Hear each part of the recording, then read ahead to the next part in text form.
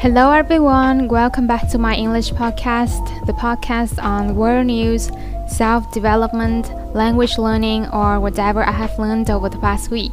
My name is Huami, but you can call me Jessica. In today's episode number 6, I'm going to talk about 70-year-old woman gives birth to her first child in India. Hong Kong starts bus service for people who want to fall asleep. The US CDC expands eligibility for COVID booster shots and endorses mix and match approach. Former Secretary of State Colin Powell dies from COVID complications. Now let's get started with the first news from India. A woman who is believed to be around 70 years old has successfully given birth to her first child through a miracle IVF procedure in Western India. Dr. Bhanushali, a gynecologist, said Ms. Rabari had first approached him about 1.5 years ago after 4 members of her family successfully conceived through IVF treatments conducted by him. I explained that those family members were all between 45 to 50 years old, so IVF treatment was possible. She's too old and this is too dangerous for her health. I tried to give her negative counseling and explaining the risk that she may even lose her life, but she was so emotional and started crying and said, "Even if I die, I will happy that at least I tried to have a child." Then I eventually gave in, the doctor said. To conduct the procedure, the doctors first enlarged her uterus and gave her hormone treatments to start menstruation. As Mrs. Rabari had been postmenopausal for over 20 years, then doctors transferred a single embryo using IVF. Blood tests conducted 15 days later revealed that she had successfully conceived. The baby developed probably without any anomalies, but in the 8th month, her blood pressure was high, and we decided to deliver the child 1 month earlier on 9th September, said Dr. Bhanushali. Both the procedure and post-operative care went smoothly without any complications. The baby boy named Lalo was kept in NICU for 15 days. Afterward, both mother and child were allowed to go home. Though we took utmost care, I have to say that she was lucky and we were lucky that the procedure was successful. This is a rare case, you can call it a miracle. I have been practicing for 20 years and conducted over 1,000 IVF treatments, but I have never seen a case like this. While we are happy that the case was successful, we still urge people to not attempt pregnancies in old age, the doctor said. What's next? Anyone who feels in need of a nap may find that the new bus service in Hong Kong is just a ticket to put them to sleep. The first sleeping bus tour took place last Saturday and was sold out. A 5-hour-long ride on the so-called sleeping bus tour is designed to help sleep-deprived commuters get some rest. Passengers received a goodie bag which included sleep aids such as an eye mask and earplugs to help them get a better sleep. They can even bring pillows, blankets, and slippers on the trip around the city. Tickets for the 76-kilometer tour vary in price depending on the location of the seats within the double-decker bus.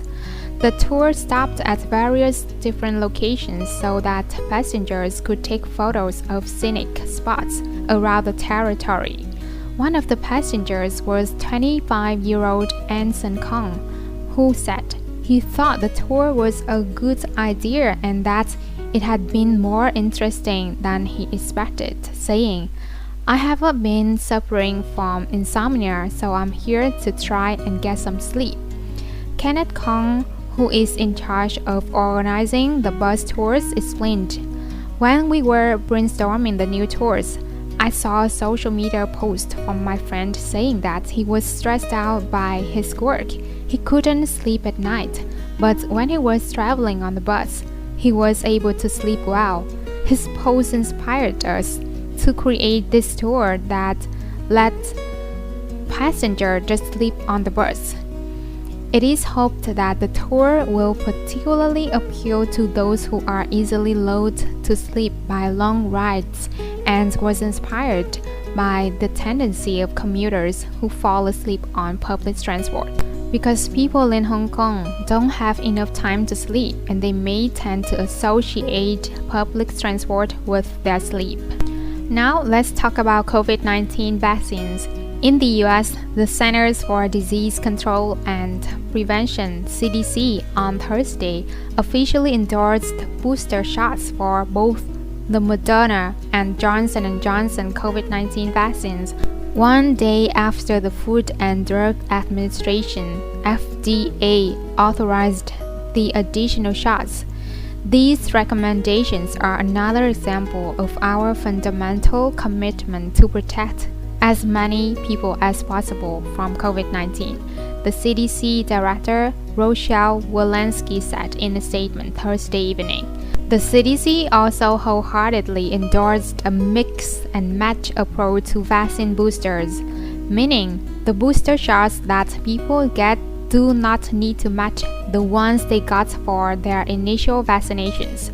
The director recommended a booster 6 months or more after receiving Pfizer or Moderna vaccine for people 65 and older and adults 18 and older who live in long-term care facilities, have underlying medical conditions, or work or live in high-risk settings. Adults 18 and older who have received the Johnson & Johnson vaccine may receive any booster at least 2 months later. Officials said all 3 vaccines are effective and did not endorse any particular combination over another. However, a study from a National Institute of Health found that a booster of either Pfizer's or Moderna's mRNA vaccine after a Johnson & Johnson dose raised antibody levels more than 2 doses of the Johnson & Johnson vaccine. The Pfizer and Moderna vaccines have been linked with rare cases of heart inflammation called myocarditis in men under 30. The J&J vaccine has been linked to a risk of rare but serious blood clots in women under 50. Because of those safety issues, the ability to mix and match was priceless. It gives young women who got the J&J vaccine and are at increased risk for blood clots the ability to get an mRNA booster. Similarly, young men can potentially switch to J&J boosters because of the increased risk of myocarditis from the mRNA vaccines. How about vaccines for kids? FDA says Pfizer COVID vaccine benefits outweigh risks for kids ages 5 to 11. Children could begin vaccinations early next month, with the first youngsters in line fully protected by Christmas. The Biden administration has purchased enough kid-sized doses for the nation's 5 to 11-year-olds. Kid-sized doses will be in special orange-capped vials to distinguish them from adult vaccine. If the vaccine is authorized, millions of doses will be promptly shipped around the country, along with kid-sized needles. More than 25,000 pediatricians and primary care providers have already signed up to get the shots into little arms. Up next for us, Colin Powell, the retired 4-star general who became the first Black U.S. Secretary of State and chairman of the Joint Chiefs of Staff, died Monday due to complications from COVID-19.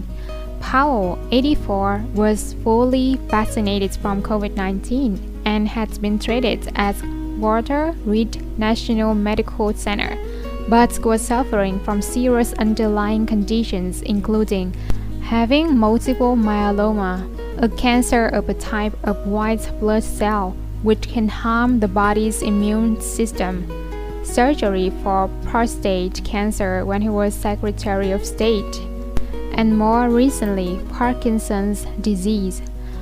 Powell became the first black Secretary of State under President George W. Bush. He endorsed Senator Barack Obama for president in 2008 and again in 2012. Former President Obama expressed his condolences in a statement Monday, saying that he appreciated Powell's endorsements, especially in 2008. He became a vocal critic of President Donald Trump and didn't vote for him in both 2016 and 2020 presidential elections. Instead, voted for Joe Biden. President Joe Biden, who ordered flags to be flown at half-staff, said in a statement Monday that when he served in the Senate, he worked closely with Powell, whom he called a friend. Powell was born in 1937 in Harlem, New York, to immigrants from Jamaica and grew up in the South Bronx, going on to get a bachelor's degree from the City College of New York.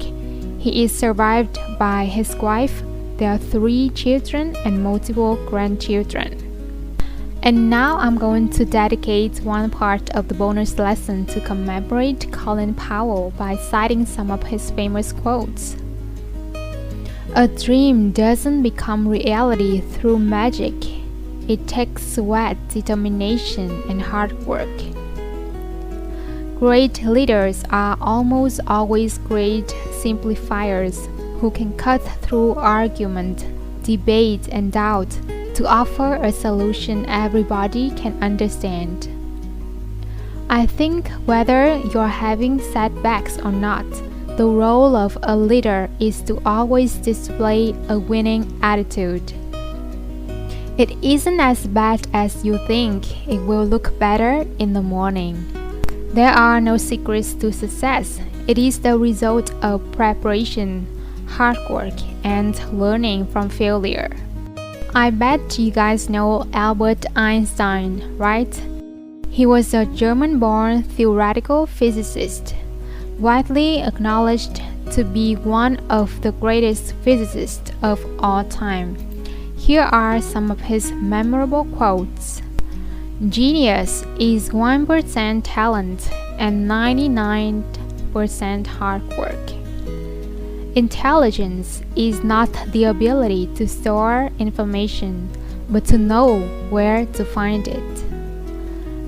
If you can't explain it to a 6-year-old, you don't understand it yourself. If you want to live a happy life, tie it to a goal, not to people or things. Weak people revenge, strong people forgive, intelligent people ignore.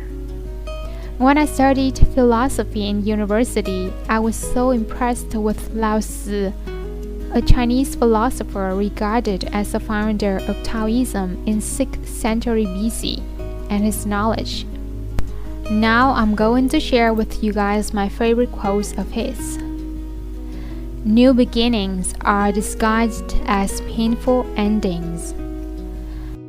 Life is a series of natural and spontaneous changes. Don't resist them. That only creates sorrow. Let reality be reality. Let things flow naturally forward in whatever way they like. The wise man is one who knows what he does not know. We gain by losing, lose by gaining. Knowledge is the treasure and practice is the key to it. Okay, that also brings this episode to an end. If you guys have any questions, comments, or even ideas, please comment down in the comment box below. And if you find this video helpful, please click like, and share and subscribe to my YouTube channel if you haven't already. Thank you for the privilege of your time. Please take care of yourself and each other. Okay, goodbye for now and see you next Sunday.